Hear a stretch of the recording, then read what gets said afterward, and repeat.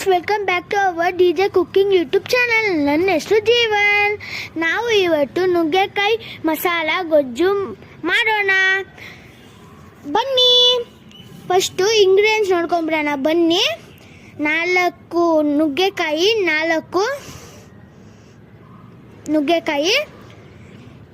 ಸ್ವಲ್ಪ ಕೊತ್ತಂಬರಿ, 1 ಬಟ್ಲಷ್ಟು ಕೊಬ್ಬರಿ, 1 ಇಂಚು ಶುಂಠಿ, 3 ಲವಂಗ, 2 ಗಡ್ಡೆ ಬೆಳ್ಳುಳ್ಳಿ, 4 ಈರುಳ್ಳಿ, 1 ದೊಡ್ಡ ಟೊಮ್ಯಾಟೊ, 1 ಸ್ಪೂನು ಧನಿಯಾ, 2 ಸ್ಪೂನ್ ಅಚ್ಚ ಖಾರದ ಪುಡಿ, ಸ್ವಲ್ಪ ಅರಿಶಿನ, ರುಚಿಗೆ ತಕ್ಕಷ್ಟು ಉಪ್ಪು ಮತ್ತೆ ಎಣ್ಣೆ. ಮಾಡೋಣ ಬನ್ನಿ.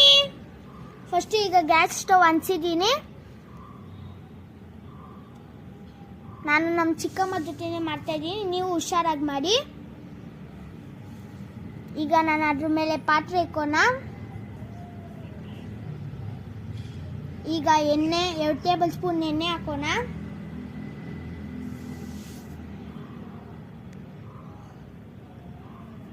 ಅದು ಬಾಯ್ಲ್ ಆದಮೇಲೆ 4 ಈರುಳ್ಳಿ ಹಾಕೋಣ. ಅದು ಗೋಲ್ಡ್ ಕಲರ್ ಬರೋ ತನಕ ಫ್ರೈ ಮಾಡೋಣ.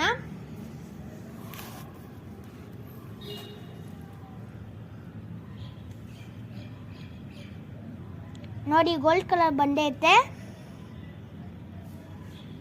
ನೋಡಿ. ಈಗ ನಾವು ಮಿಕ್ಸಿ ಜಾರ್ ಒಳಗಡೆ ಹಾಕೋಣ. ಲವಂಗ, ಶುಂಠಿ, ಬೆಳ್ಳುಳ್ಳಿ, ಕೊತ್ತಂಬರಿ ಮತ್ತು ತೆಂಗಿನಕಾಯಿಯನ್ನು ಮಿಕ್ಸಿ ಜಾರ್ ಒಳಗಡೆ ಹಾಕೋಣ. ಈಗ ರುಬ್ಬೋಣ.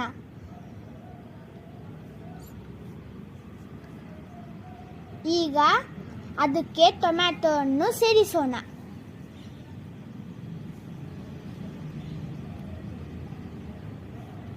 ಈಗ ರುಬ್ಬೋಣ. ಈಗ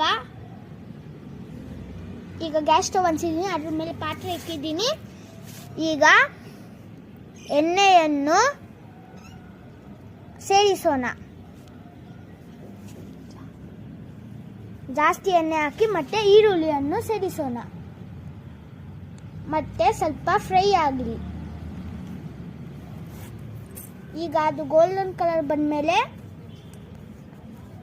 ರುಬ್ಕೊಂಡಿರೋ ಮಸಾಲವನ್ನು ಅದಕ್ಕೆ ಸೇರಿಸೋಣ.